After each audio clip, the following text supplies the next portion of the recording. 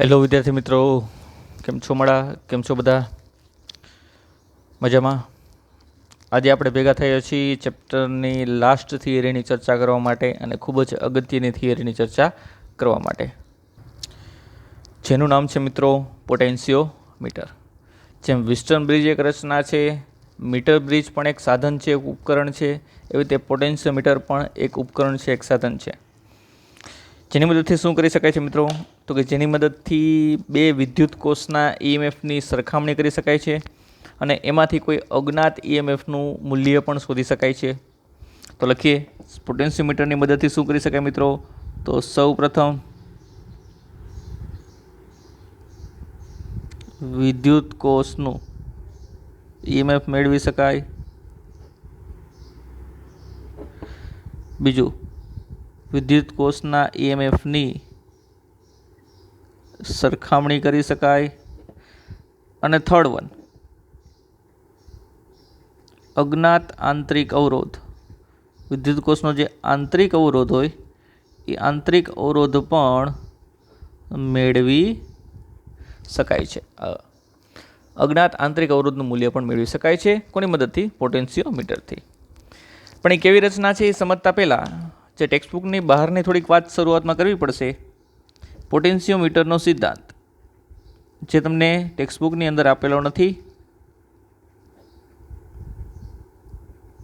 પણ આપણા માટે સમજવો જરૂરી છે, એટલા માટે આપણે એની ચર્ચા કરી છે. પોટેન્શિયોમીટરનો સિદ્ધાંત.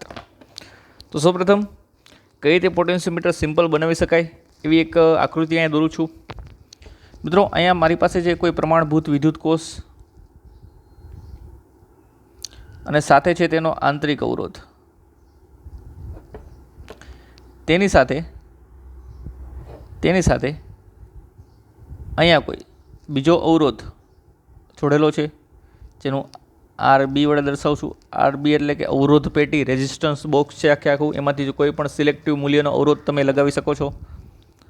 અને આ બંને મુક્ત છેડા સાથે અહીંયા પોટેન્શિયોમીટરનો તાર જોડેલો હોય છે. આ બંને મુક્ત છેડા સાથે પોટેન્શિયોમીટરનો શું હોય છે? તાર જોડેલો હોય છે. તો આ રેડ કલરનો જે છે મિત્રો શું છે? પોટેન્શિયોમીટરનો તાર છે. અહીંયા વિદ્યુત કોષનું મૂલ્ય એ જેટલું છે તેનો આંતરિક અવરોધ R છે અને અહીંયા કોઈ અવરોધનું મૂલ્ય હશે R, એવું વિચારી લઈ. અને સમગ્ર તારની લંબાઈ ધારો કે કેટલી છે? L છે. સમગ્ર તારની લંબાઈ કેટલી છે મિત્રો? L. આ બિંદુ A કહી દઉં છું અને બિંદુ B કહી દઉં છું. તો અહીંયા તાર AB એને પોટેન્શિયોમીટરનો તાર કહેવામાં આવે છે. તાર AB એને શું કહેવામાં આવે છે? પોટેન્શિયોમીટરનો તાર કહેવામાં આવે છે. જેની લંબાઈ કેટલી છે મિત્રો? કુલ લંબાઈ L જેટલી છે. કુલ લંબાઈ છે L. તેનો અવરોધ કોઈ પણ હોઈ શકે, પણ તેના માટે હું એકમ લંબાઈ દીઠ અવરોધ ધારી લઉં છું. AB તારનો એકમ લંબાઈ દીઠ અવરોધ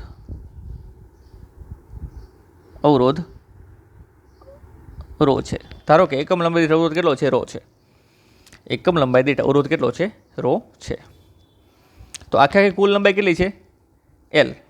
તો એકમ લંબાઈ દીઠ રો હોય તો L લંબાઈ દીઠ કેટલો હોય? તો કે L રો. માટે AB તારનો કુલ અવરોધ કેટલો થશે? L રો થશે. હવે મિત્રો, એ પોટેન્શિયોમીટરના તાર ઉપર હું A થી કોઈ L1 અંતરે કોઈ બિંદુ વિચારું છું. ધારો કે બિંદુ છે C બિંદુ, જે A થી કેટલા અંતરે છે? તો કે L1 અંતરે છે, અથવા તો સિમ્પલ L અંતરે છે. ચલો L અંતરે છે એવું વિચારી. કેટલા અંતરે છે? L અંતરે. A થી L અંતરે છે કયું બિંદુ? C બિંદુ. જેની લંબાઈ સ્મોલ l વડે દર્શાવેલી છે, તો એનો અવરોધ પણ કંઈક હશે. તો અહીંયા હવે તાર AB પર A થી L અંતરે બિંદુ C ધ્યાનમાં લો. માટે AC બરાબર કેટલું થશે? L થશે. અને એસી તારનો અવરોધ કેટલો થશે? એલ રો થશે. કારણ કે એકમ લંબાઈ દીઠ રો, તો સ્મોલ એલ લંબાઈ દીઠ કેટલો થાય? એલ રો થાય. તો એસી તારનો અવરોધ કેટલો થશે? એલ રો થશે. ક્લિયર મિત્રો? તો ચર્ચા કરીએ આગળ. તો મિત્રો, આ બેટરીનો પ્લસ છેડો છે, આ માઇનસ છેડો છે, તો પસાર થતા પ્રવાહની વેલ્યુ પહેલાં આપણે ફાઇન્ડ કરી લઈએ. તો પરિપથમાંથી પસાર થતો પ્રવાહ, પરિપથમાંથી પસાર થતો પ્રવાહ, કુલ પ્રવાહ આઈ બરાબર સૂત્ર છે કુલ ઈએમએફ છેદમાં કુલ અવરોધ. મિત્રો, કુલ ઈએમએફ માત્ર આપણી પાસે ઈ જ છે. કુલ અવરોધ તો બેટરીનો આંતરિક અવરોધ છે, આનો અવરોધ પણ છે અને આ તારનો અવરોધ પણ છે.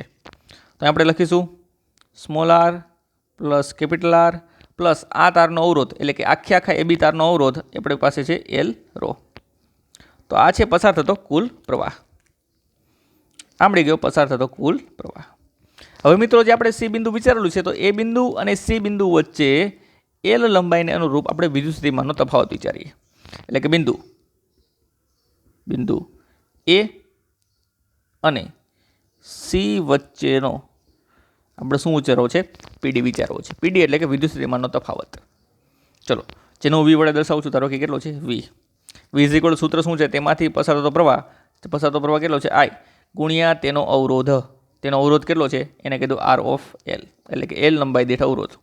આર ઓફ એલ એટલે કે એસી તારનો અવરોધ કેટલો છે? આર એલ, અને તેમાંથી પસાર થતો પ્રવાહ આઈ. ચલો, આઈની કિંમત છે આપણી પાસે મિત્રો. શું છે આઈની કિંમત? આઈની કિંમત છે ઈ છેદમાં આર વત્તા એલ રો, અને આર એલ એટલે કે એસી તારનો અવરોધ, એની કિંમત છે એલ રો. મિત્રો, રોને ઉપર લઈ આવો ઈએમએફ સાથે, ઈ ઇન્ટુ રો છેદમાં આર વત્તા એલ રો. તો અહીં વધશે માત્ર એલ. મિત્રો, આ બધા પદને કાઉન્સમાં લખવાનું રીઝન એ છે કે આ બધા પદો અચળાંક છે. એટલે કે બિંદુ સી આની જગ્યાએ અહીંયા લીધું હોત તો ઈએમએફનું મૂલ્ય નથી બદલાતું, એકમ લંબાઈ અવરોધ નથી બદલાતો, બેટરીનો આંતરિક અવરોધ પણ નહીં બદલાય, આ અવરોધ પણ નથી બદલાવતા આપણે, કુલ લંબાઈ પણ તારની નથી બદલાતી, માત્ર સ્મોલ એલ ચેન્જ થશે. સ્મોલ એલ અહીંની જગ્યાએ અહીંયા સુધીનું લેવું પડશે. એટલે કે આ બધા પદ કેવા છે? અચળાંક છે. અને અચળાંકની જગ્યાએ હું લખું છું ફાઈ. અચળાંકની જગ્યાએ લખું છું ફાઈ. તો આપણી પાસે સૂત્ર મળે V is equal to phi L, જ્યાં ફાઈ જે છે એને કહેવાય વી બાય એલ, એટલે કે એકમ લંબાઈ દીઠ વિદ્યુત સ્થિતિમાનનો તફાવત. એકમ લંબાઈ દીઠ વિદ્યુત સ્થિતિમાનનો તફાવત, અથવા એકમ લંબાઈ દીઠ મળતો પીડી એવું પણ લખી શકીએ, જેને વિદ્યુત સ્થિતિમાન પ્રચલન પણ કહેવાય છે. શું કહેવાય છે મિત્રો? વિદ્યુત સ્થિતિમાન પ્રચલન પણ કહેવાય છે. અને આ જ સૂત્ર સિદ્ધાંત તરીકે કામ કરે છે. કોના તરીકે? પોટેન્શિયોમીટરના સિદ્ધાંત તરીકે કામ કરે છે. શું છે સૂત્ર મિત્રો? વી એટલે કે એ અને સી વચ્ચેનો પીડી ઇઝ ઇક્વલ ટુ ફાઈ એટલે અચળાંક, અને એલ. તો આના ઉપરથી મિત્રો આવું લખી શકાય, આના ઉપરથી કે વી ચલે છે એલ. લખાય કે ન લખાય? વી ચલે છે એલ. ફાઈ તો કેવો છે? અચળાંક છે. તો આ જ છે મિત્રો આપણો સિદ્ધાંત. એટલે શું છે કે તારના કોઈ પણ બે બિંદુ વચ્ચેનો પીડી, પોટેન્શિયોમીટરના તારના કોઈ પણ બે બિંદુ વચ્ચેનો પીડી એ તે બે બિંદુ વચ્ચેના અંતરના એટલે કે એલના સમપ્રમાણમાં હોય છે. તો સિદ્ધાંત અહીંયા લખું છું મિત્રો.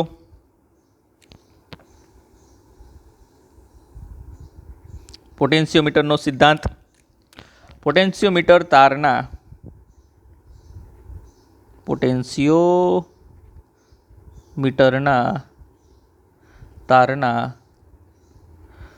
કોઈ બે બિંદુઓ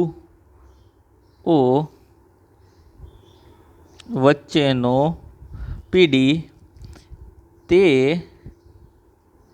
બે બિંદુઓ વચ્ચેના અંતરના સમપ્રમાણમાં હોય છે. આ થયો મિત્રો પોટેન્શિયોમીટરનો સિદ્ધાંત, જે તમારી ટેક્સ્ટબુકની અંદર આપેલો નથી, પણ આની આપણે અગત્યતા છે. અને આ સૂત્ર તમારે યાદ રાખવાનું છે. V is equal to phi L, જે વી એટલે શું છે? એ અને સી વચ્ચેનો પીડી છે.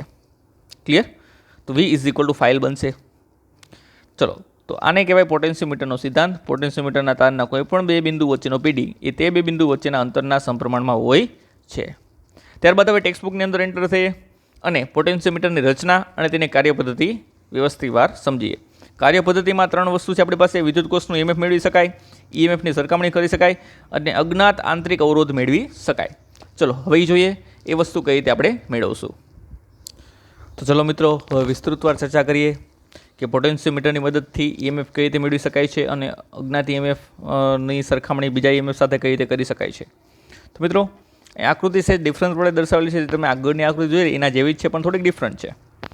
એ થી સી સુધીનો તાર એ પોટેન્શિયોમીટરનો છે, જેને આપણે આ રીતે ધાતુની પટ્ટી દ્વારા વાળેલો છે. આ કન્ટિન્યુઅસ એ થી સી બિંદુનો તાર, એ થી સી બિંદુ સુધીનો તાર એ શું છે? પોટેન્શિયોમીટરનો તાર. તો સૌપ્રથમ લખીએ તાર એસી એ શું છે? પોટેન્શિયોમીટરનો તાર છે. ક્લિયર? અને આ તારની એકમ લંબાઈ દીઠ અવરોધ કેટલો છે? રો. તારની એકમ લંબાઈ દીઠ અવરોધ જે કેટલો છે? રો છે. એ આપણે ધારી લીધું છે. ત્યારબાદ એ બિંદુ સાથે કોઈ પ્રમાણભૂત વિદ્યુત કોષ જોડેલો છે. અહીં અવરોધ પેટી હોઈ શકે, અવરોધ પેટી અથવા ચલિત અવરોધ કે અવરોધનું મૂલ્ય તમે અહીંયા બદલાવી શકો છો. તેની સાથે કળ અને કળ દ્વારા સી બિંદુ અને એથી સી આખો શું છે? પોટેન્શિયોમીટરનો તાર છે. હવે જે બે વિદ્યુત કોષની તમારે સરખામણી કરવાની છે એને બિંદુ એ સાથે આ રીતે અલગ અલગ માર્ગે એકબીજા સાથે સમાંતરમાં જોડવામાં આવે છે. પહેલાંનું ઈએમએફ E1 છે અને બીજાનું ઈએમએફ કેટલું છે? E2 છે. ત્યારબાદ તેને બંનેને એક ત્રિમાર્ગી કળ દ્વારા જોડવામાં આવે છે. ત્રિમાર્ગી કળ એટલે કે ઈએમએફ E1 એ પહેલા નંબરના પોઈન્ટ સાથે જોડેલું છે, E2 એ બીજા નંબરના પોઈન્ટ સાથે જોડેલું છે. અને આપણે જ્યારે ઈચ્છીએ ત્યારે 1 અને 3 કનેક્ટ થઈ શકે અને 2 અને 3 કનેક્ટ થઈ શકે. એટલે વારાફરતી 1 અને 3 કનેક્ટ થઈ શકે અને વારાફરતી 2 અને 3 કનેક્ટ થઈ શકે. ત્યારબાદ તેને ગેલ્વેનોમીટર સાથે અને ગેલ્વેનોમીટર થઈને આપણે જોકી થ્રુ અહીંયા આપણે જોકીને પોટેન્શિયોમીટરની તારની અંદર સરકાવતા સી બિંદુ સુધી લાવી શકીએ કે જ્યાં તમે ગેલ્વેનોમીટર શૂન્ય આવર્તન દર્શાવે. તો આ જોકી જે છે, જોકીને આપણે એ બિંદુથી સરકાવતા અલગ અલગ બિંદુએ લઈ જવાની છે. જે બિંદુએ ગેલ્વેનોમીટર શૂન્ય આવર્તન દર્શાવે ત્યાં તમને શું મળશે? તટસ્થ બિંદુ મળશે. તો ચલો સ્ટાર્ટ કરીએ મિત્રો. હવે આગળ અહીંયા પોટેન્શિયોમીટરની અંદર આપણે જે અચળાંક છે વિદ્યુત સ્થિતિમાન પ્રચલન એ તો ફાઈ જ ધારેલું છે. આગળ જે પ્રમાણે આવતું એ ફાઈ શું છે? વિદ્યુત સ્થિતિમાન પ્રચલન છે. તો અગાઉના સિદ્ધાંત અનુસાર પોટેન્શિયોમીટરના સિદ્ધાંત અનુસાર V is equal to phi L સૂત્ર યાદ રાખવાનું છે. શેના માટે? કે જે બે બિંદુ વચ્ચેનો પીડી હોય એ બે બિંદુ વચ્ચેનો પીડી V અને ફાઈ એટલે કે વિદ્યુત સ્થિતિમાન પ્રચલન અને એની લંબાઈ L નો ગુણાકાર છે. આ વસ્તુ તમારે યાદ રાખવાની છે. ક્લિયર? આ સૂત્ર ભૂલવાનું નથી. તો સ્ટાર્ટ કરીએ મિત્રો. ધારો કે હવે આપણે અહીંયા કળ 1 અને 3 જોડેલી છે. કઈ જોડેલી છે? 1 અને 3. તો લખીએ કળ 1 અને 3 જોડાણમાં હોય ત્યારે કળ 1 અને 3 જોડાણમાં હોય ત્યારે કણ 1 અને 3 જોડાણમાં હોય તો આ જોડાણમાં નહીં આવે, E2 જોડાણમાં નહીં આવે મિત્રો. તો માત્ર પરિપથમાંથી વહેતો પ્રવાહ પ્લસમાંથી નીકળશે બિંદુ એ થઈને આ માર્ગે અને ત્યાંથી થઈને આપણે ગેલ્વેનોમીટર થ્રુ પાછું 3માંથી 1 એટલે કે ગેલ્વેનોમીટર સાથે જોડેલી જોકી આપણે એથી સરકાવતા એવા બિંદુએ લઈ જવાની છે કે જ્યાં ગેલ્વેનોમીટર શૂન્ય આવર્તન દર્શાવે. તો અહીંયા N1 બિંદુ જે છે એ જોકીને આપણે સરકાવતા N1 બિંદુ પાસે લાવો તો ત્યાં આપણને ગેલ્વેનોમીટર શું દર્શાવે છે? શૂન્ય આવર્તન દર્શાવે છે. એટલે કે N1 બિંદુ એ તટસ્થ બિંદુ તરીકે કામ કરશે. તો અહીંયા ત્યારે N1 બિંદુ તટસ્થ બિંદુ તરીકે મળે છે. તો ત્યારે તટસ્થ બિંદુ કોણ મળે છે? N1. અને A થી N1 સુધીનું અંતર ધારો કે કેટલું છે? L છે. A થી N1 સુધીનું અંતર ધારી લઈએ આપણે L1 છે. ચલો L1 છે. અહીંયાથી અહીંયા સુધીનું અંતર કેટલું છે? L1 છે. ક્લિયર? તો ચલો હવે આપણે બંધ માર્ગ એક વિચારી છીએ. બંધ માર્ગ A થી શરૂઆત કરીએ, આ માર્ગે થઈને N1 થઈને G થઈને 3 થઈને 1 થઈને EMF E1 અને પાછું એ માર્ગે. તો બંધ ગળો વાપરી છીએ. બંધ માર્ગ માટે કિર્ચોફનો નિયમ વાપરી બંધ માર્ગ A N1 ત્યાંથી G અહીંયાથી 3, અહીંયાથી 1, અહીંયાથી E1 અને પાછું એ. એના માટે કિર્ચોફનો નિયમ વાપરો. ચલો, તો એ થી N1 સુધીનો પીડી એટલે કે પોટેન્શિયોમીટરના બે તાર વચ્ચેનો પીડી, પોટેન્શિયોમીટર તારના બે બિંદુ વચ્ચેનો પીડી, પોટેન્શિયોમીટરના તારના બે બિંદુ વચ્ચેનો પીડી આગળ આપણે જોઈ ગયા એ કેટલો હોય છે, 5 × L હોય છે. તો અહીંયા આ થશે એ અને N1 વચ્ચેનો પીડી એટલે કે 5L1. પણ પ્રવાહની દિશામાં આગળ વધી છે, કારણ કે પ્રવાહ આ બાજુથી આમ નીકળે છે, તો આપણે પ્રવાહની દિશામાં આગળ વધી છીએ. પ્રવાહની દિશામાં આગળ વધી પીડી કેવો આવશે, માઇનસ આવશે. N1 સુધી પહોંચી ગયા. N1 માંથી જીમાં તો કોઈ પણ જાતનો પ્રવાહ પસાર થતો નથી એટલે કે 0 કિલોમીટર શૂન્ય આવર્તન દર્શાવે છે. ત્યારબાદ 3, 3 માંથી 1, 1 ને માઇનસ સાથે ભટકાય છે એટલે આવશે પ્લસ. E1 = 0. તો E1 બરાબર આવું લખી શકાય મિત્રો, E1 બરાબર 5L1. આ મળ્યું આપણને સમીકરણ નંબર 1. આવી જ રીતે હવે કળ 1 અને 3ની જગ્યાએ કળ 2 અને 3 જોડાણમાં હોય. હવે કળ 2 અને 3 જોડાણમાં હોય, કળ 2 અને 3 જોડાણમાં હોય ત્યારે ચલો હવે કણ 2 અને 3ને જોડી દો. તો મિત્રો કળ 2 અને 3ને જોડતા E2 EMFમાંથી પ્રવાહ પસાર થશે. E1 પરિપથમાં નહીં જોડાય તો એનામાંથી પ્રવાહ આ દિશામાં જ પસાર થશે એટલે એ થી N1 તરફ N2 તરફ પ્રવાહ પસાર થશે. તો હવે જોકીને આપણે સરકાવતા એ બિંદુથી સરકાવતા લાવી છીએ તો આપણને તટસ્થ બિંદુ આ જગ્યાએ મળે છે. N1ની જગ્યાએ શું મળે છે, N2 બિંદુએ આપણને તટસ્થ બિંદુ મળે છે. એટલે કે N2 બિંદુએ ગેલ્વેનોમીટરમાંથી પસાર થતો પ્રવાહ કેવો છે, 0 છે. તો એના માટે તટસ્થ બિંદુ શું મળે છે, N2.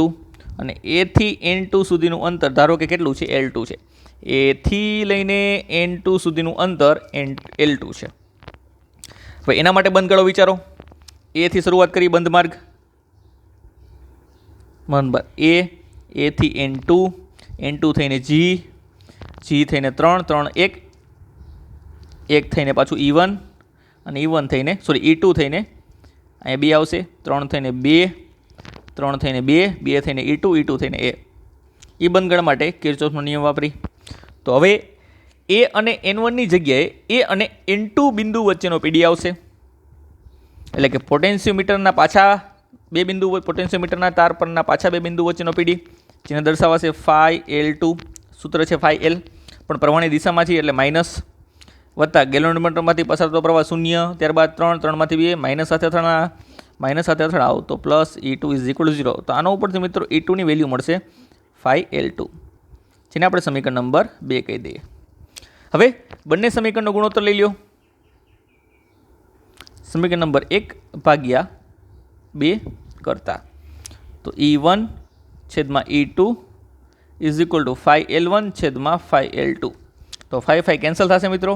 અહીંયા વધશે E1/E2 = L1/L2. તો આ મળ્યું તમને પહેલું સૂત્ર પોટેન્શિયોમીટર માટે. તો આમાંથી આપણે બે વસ્તુ કરી શકીએ છીએ. એક તો અજ્ઞાત EMFનું મૂલ્ય મેળવી શકાય છે. કઈ રીતે? ધારો કે મિત્રો તમને L1 છે, તમારી પાસે L2 છે અને E1 અને E2 માંથી તમને કોઈ પણ એકની કિંમત આપેલી છે તો તમે બીજાની કિંમત શોધી શકો. ક્લિયર મિત્રો? ધારો કે E1 જે છે અજ્ઞાત EMF છે તો તમે આ સૂત્રની મદદથી E1ની વેલ્યુ શોધી શકો છો અને EMFની સરખામણી પણ કરી શકો છો. એટલે કે E1/E2નો ગુણોત્તર તમે L1/L2ના ગુણોત્તર દ્વારા મેળવી શકો છો. તમારી પાસે જો તટસ્થ બિંદુનું અંતર હોય L1 અને L2 તો તમે બંને EMFની સરખામણી પણ કરી શકો છો કે કોનું EMF વધારે છે અને કોનું EMF ઓછું છે. ઇન શોર્ટ અહીંયા આ સિદ્ધાંતની અંદર તમારે આવું પણ યાદ રાખી શકો, E ચલે છે L. તો પહેલા માટે થાય E1 ચલે છે L1, બીજા માટે થાય E2 ચલે છે L2 અને બંનેનો ગુણોત્તર લઈ લો તો તમને આવું કંઈક સમીકરણ મળી શકે છે. તો મિત્રો આ થઈ ચર્ચા અજ્ઞાત EMF મેળવવાની અને EMFના સરખામણી માટેની. હજુ એક ચર્ચા પોટેન્શિયોમીટરની અંદર બાકી છે, જેનું નામ છે આંતરિક અવરોધ શોધવા માટેની ચર્ચા. તો હવે એની ચર્ચા કરીએ. બેટરીનો અથવા તો વિદ્યુત કોષનો આંતરિક અવરોધ કઈ રીતે મેળવી શકાય. તો મિત્રો વિદ્યુત કોષનો આંતરિક અવરોધ મેળવવો હોય તો તમારે પરિપથ કંઈક આવો સિલેક્ટ કરવો પડે છે. ઉપર બે EMFની જગ્યાએ આપણે એક EMF કાઢીને, એક વિદ્યુત કોષ કાઢીને તેની જગ્યાએ કોઈ એક કળ અને કોઈ રેઝિસ્ટન્સ બોક્સ એટલે કે અવરોધ પેટી આપણે જોડી દઈએ છીએ. કોની સાથે? E સાથે સમાંતરમાં. ત્યારબાદ બાકીની બધી ગોઠવણ સેમ ટુ સેમ છે. અહીંયા પણ પોટેન્શિયોમીટરનો તાર A થી C સુધીનો જ કહેવાશે. હવે અહીંયા કળ K2 ઉપર આપણે બે અલગ અલગ તટસ્થ બિંદુ મેળવશું. ધારો કે કળ K2 ખુલ્લી છે, તો આમાંથી નીકળતો પ્રવાહ એ આમાં પસાર થશે નહીં, કારણ કે આ ઓપન સર્કિટ છે, આ પરિપથ ખુલ્લો છે, એટલે આમાંથી પસાર થશે નહીં. તો આમાંથી નીકળતો પ્રવાહ માત્ર એ માર્ગે થઈને અહીંયાથી થઈને પાછો ગેલ્વેનોમીટર થ્રુ ક્યાં જતો રહેશે? EMFમાં જતો રહેશે.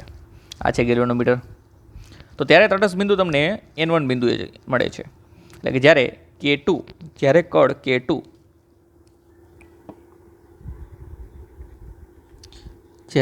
K2 ખુલ્લી હોય ત્યારે તટસ્થ બિંદુ ક્યાં મળે છે? N1 જગ્યાએ મળે છે. એટલે કે પરિપથમાંથી નીકળતો પ્રવાહ આમાંથી પસાર થશે અને આ માર્ગે આગળ વધશે. ત્યારે ચોકીને સરકાવતા આપણે ક્યાં મળી છે? N1 બિંદુએ મળી છે. ત્યારે ત્યાં આપણને ગેલ્વેનોમીટર શૂન્ય આવર્તન દર્શાવે છે. તટસ્થ બિંદુ આપણને ક્યાં મળશે? એ જગ્યાએ મળશે. ત્યારબાદ N1 બિંદુ સુધીનું અંતર, A થી N1 સુધીનું અંતર આપણે ધારી લઈએ છીએ. A થી N1 સુધીનું અંતર કેટલું છે? L1 છે. તો મિત્રો અહીંયા અગાઉ જોઈ ગયા એ પ્રમાણે આપણે જોઈ ગયા E1 અને E2 પરિપથમાં વારાફરતી જોડાતા હતા. તો આપણે સમીકરણ નંબર 1 અને સમીકરણ નંબર 2 મળતું હતું. સમીકરણ નંબર 1 શું મળતું હતું? E1 5L1 અને E2 શું મળતું? E2 5L2 એવી રીતે મળતું. તો અહીંયા અત્યારે માત્ર એક જ વિદ્યુત કોષ જોડાયેલો છે, તો એના માટે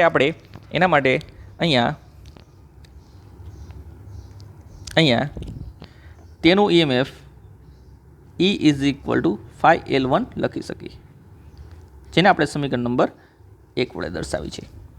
એટલે કે વિદ્યુત કોષનો પ્રવાહ બીજે ક્યાંય વપરાતો નથી, બહારના કોઈ બાહ્ય અવરોધમાં વપરાતો નથી, તો એનું EMF એ જ બે બિંદુ વચ્ચેનો PD બનશે.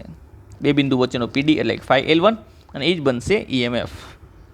ત્યારબાદ જો કળ K2 બંધ અવસ્થામાં હોય, જ્યારે કળ K2 બંધ હોય ત્યારે મિત્રો આમાંથી નીકળતો પ્રવાહ આમાં પણ જશે અને અહીંયા પણ ડિવાઈડ થશે, આમાંથી પણ પસાર થશે, કારણ કે હવે બંધ થઈ ગઈ છે. તો ચોકીને સરકાવતા આપણે આવી છીએ N2 બિંદુ પાસે અને આપણને તટસ્થ બિંદુ આ જગ્યાએ મળે છે. એટલે કે તે જગ્યાએ ગેલ્વેનોમીટર શૂન્ય આવર્તન દર્શાવે છે. તો જ્યારે કળ K2 બંધ હોય ત્યારે તટસ્થ બિંદુ N2 અંતરે મળે છે અને એ N2 ની લંબાઈ હું ધારી લઉં છું કેટલી છે? ધારો કે L2 છે. કેટલી છે લંબાઈ? L2 છે. તો મિત્રો ખાસ ધ્યાન રાખજો. હવે અહીંયા બે બિંદુ વચ્ચેનો PD એટલે કે A અને N2 વચ્ચેનો PD એ EMF જેટલો નહીં થાય, કારણ કે EMFના વોલ્ટેજ અવરોધના આ બે છેડા વચ્ચે પણ ડિવાઈડ થશે. એટલા માટે અહીંયા તમારે પરિપથમાંથી નીકળતો પ્રવાહ કન્સિડર કરવો હોય તો કરવાનો, પણ અહીંયા તેના બે છેડા વચ્ચેનો PD એટલે કે A અને N2 વચ્ચેનો PD એ તેના ટર્મિનલ વોલ્ટેજ તરીકે વ્યાખ્યાયિત થશે. તો અહીંયા તેના ટર્મિનલ વોલ્ટેજ V લખશું અને V બરાબર થશે 5L2. ફરી એકવાર મિત્રો આપણે વિદ્યુત કોષ ભણી ગયા છીએ, તો વિદ્યુત કોષ એના માટે જે આપણે સમીકરણ તારવેલા હતા અને વિદ્યુત કોષની આખી થિયરી હતી મિત્રો, એમાં ખાસ સોચો કે વિદ્યુત કોષમાંથી જો પ્રવાહનું નિર્માણ ન થતું હોય, એટલે કે પરિપથ આ બાહ્ય પરિપથ છે, જો બાહ્ય પરિપથમાંથી પ્રવાહ પસાર ન થતો હોય તો બે બિંદુ વચ્ચેનો PD એટલે કે આ બે બિંદુ વચ્ચેનો PD થયો, A અને N1 વચ્ચેનો PD એટલે શું થયું? આ બે બિંદુ વચ્ચેનો PD થયો. તો તેના બે બિંદુ વચ્ચેનો PD એટલે પોઝિટિવ અને નેગેટિવ વચ્ચેનો PD એ તેના EMF જેટલો થાય. અને જો બાહ્ય પરિપથમાંથી પ્રવાહ પસાર થતો હોય ત્યારે પોઝિટિવ અને નેગેટિવ વચ્ચેનો PD એના ટર્મિનલ વોલ્ટેજ જેટલો થાય. આ ચર્ચા આપણે વિદ્યુત કોષની અંદર કરી ચૂકેલા છીએ. જો તમારે મિત્રો યાદ ન હોય અને યાદ ન રાખવું હોય તો કળ K2 ખુલ્લી હોય ત્યારે E આવશે અને કળ K2 બંધ હોય ત્યારે V આવશે. જ્યાં V છે એ શું છે? બેટરીના વિદ્યુત કોષનો ટર્મિનલ વોલ્ટેજ. જ્યાં V છે એ શું છે? વિદ્યુત કોષનો ટર્મિનલ વોલ્ટેજ. વિદ્યુત કોષનો ટર્મિનલ વોલ્ટેજ જેનું સૂત્ર પણ તમારી પાસે હોય, V = E - IR, જ્યાં I એટલે પરિપથમાંથી વહેતો પ્રવાહ છે અને R એટલે વિદ્યુત કોષનો આંતરિક અવરોધ છે. ક્લિયર? V એટલે કે પોઝિટિવ અને નેગેટિવ વચ્ચેનો PD અથવા તો અવરોધ Rના બે છેડા વચ્ચેનો PD. માત્ર આટલું જ જોવાનું છે, ઉપરનો ભાગ જ જોવાનો છે. V એટલે કે પોઝિટિવ અને નેગેટિવ વચ્ચેનો PD જ્યારે પ્રવાહ પસાર થાય ત્યારે, અથવા તો અવરોધના બે છેડા વચ્ચેનો PD. તો મિત્રો Vની જગ્યાએ આવું પણ લખી શકાય, અવરોધના બે છેડા વચ્ચેનો PD એટલે કે IR, આના બે છેડા વચ્ચેનો પીડી એટલે તેમાંથી પસાર થતો પ્રવાહ અને અવરોધનો ગુણાકાર is equal to E minus IR. તો આમાંથી ઈને કરતાં બનાવો મિત્રો, ઈ ઇઝ ઇક્વલ ટુ થશે આઈઆર પ્લસ આઈઆર, એટલે કે આઈ કૌંસમાં આર પ્લસ આર કોના બરાબર? ઈ બરાબર. તો આ ઈનું તમને સમીકરણ મળી ગયું છે. ત્યારબાદ મિત્રો ઈનું સમીકરણ મળી ગયું છે, તો હવે સમીકરણ નંબર 1 અને 2 નો ગુણોત્તર લઈ લઈએ આપણે. સમીકરણ નંબર 1 અને 2 નો ગુણોત્તર લેતા 1 બરાબર છે ઈ અને 2 બરાબર છે V is equal to 5 cancel થશે, અહીંયા વધશે L1 અને અહીંયા વધશે L2. ત્યારબાદની ગણતરી અહીંયા દર્શાવું છું મિત્રો સાઈડમાં. ઈ ઇઝ ઇક્વલ ટુ છે આઈ આર પ્લસ આર અને વી ઇઝ ઇક્વલ ટુ છે આઈ આર, કારણ કે વી એટલે કે અવરોધના બે છેડા વચ્ચેનો પીડી અથવા તો આના બે પોઝિટિવ અને નેગેટિવ છેડા વચ્ચેનો પીડી એ કેટલો છે? આઈ આર જેટલો છે. ઇઝ ઇક્વલ ટુ L1 છેદમાં L2. આપણે શું શોધવું છે મિત્રો? આપણે શોધવું છે બેટરીના આંતરિક અવરોધનું મૂલ્ય એટલે કે સ્મોલ આરનું મૂલ્ય. આપણે અહીંયા સ્મોલ આર શોધવાનો છે, તો એને ધીમે ધીમે કરતાં બનાવશું. અહીંયા આઈ કેન્સલ થશે, તો અહીં વધશે R plus R by R is equal to L1 છેદમાં L2. ક્લિયર મિત્રો? ચલો આરને ડિવાઈડ કરો, તો આરના છેદમાં આર એટલે 1 અને અહીંયા વધશે આરના છેદમાં R is equal to L1 છેદમાં L2. 1 ને પેલું બાજુ જવા દો એટલે માઇનસ થઈ જશે L1 છેદમાં L2 માઇનસ 1 અને આમાંથી સ્મોલ આરને કરતાં બનાવો તો કેપિટલ આરની સાથે ગુણાઈ જશે આર L1 છેદમાં L2 માઇનસ 1. તો આ મેળવું અંતમાં મિત્રો આપણને આંતરિક અવરોધ શોધવા માટેનું સૂત્ર કોની મદદથી? પોટેન્શિયોમીટરની મદદથી. તો તમારે મિત્રો અહીંયા અને અહીંયા જે ડિફરન્સ બને છે એ ડિફરન્સ તમારે યાદ રાખવાનો છે ખાસ. ક્લિયર? કે ઈએમએફ ક્યારે આવે અને ટર્મિનલ વોલ્ટેજ ક્યારે આવે. જ્યારે બાહ્ય પરિપથમાં આ બાહ્ય પરિપથ કહેવાય, આ ઈએમએફ માટે આ બાહ્ય પરિપથ કહેવાય. બાહ્ય પરિપથમાં જો પ્રવાહ પસાર ન થતો હોય તો ઈએમએફ આવે અને બાહ્ય પરિપથમાં જો પ્રવાહ પસાર થતો હોય તો તેનો ટર્મિનલ વોલ્ટેજ આવે. અને ટર્મિનલ વોલ્ટેજનું સૂત્ર તમારે આવી ગયું છે V is equal to E minus IR, જ્યાં વી એટલે કે પ્રવાહ પસાર થતો હોય ત્યારે બેટરીના બે છેડા વચ્ચેનો પીડી અથવા તો બાહ્ય અવરોધ જે છે તેના બે છેડા વચ્ચેનો પીડી. ક્લિયર? જેને V is equal to IR તરીકે પણ દર્શાવાય છે. તો આ થઈ સિમ્પલ ગણતરી, બાકીનું બધું ગણિત છે મિત્રો. ક્લિયર? તો પોટેન્શિયોમીટરનો ઉપયોગ તમે આ રીતે અલગ અલગ જગ્યાએ કરી શકો છો. 3 ઉપયોગો થાય એના ખાસ. પેલો સિદ્ધાંત યાદ રાખવાનો. સિદ્ધાંત તમારે ટેક્સ્ટબુકમાં નથી, પણ વી ચલે છે L એટલું યાદ રહેવું જોઈએ, અથવા તો V is equal two 5L એટલું યાદ રહેવું જોઈએ. ત્યારબાદ બીજી વસ્તુ મિત્રો આવી ઈએમએફનું મેળવવાનું સૂત્ર અને ઈએમએફની સરખામણીનું સૂત્ર. E1 છેદમાં E2 is equal to L1 છેદમાં L2.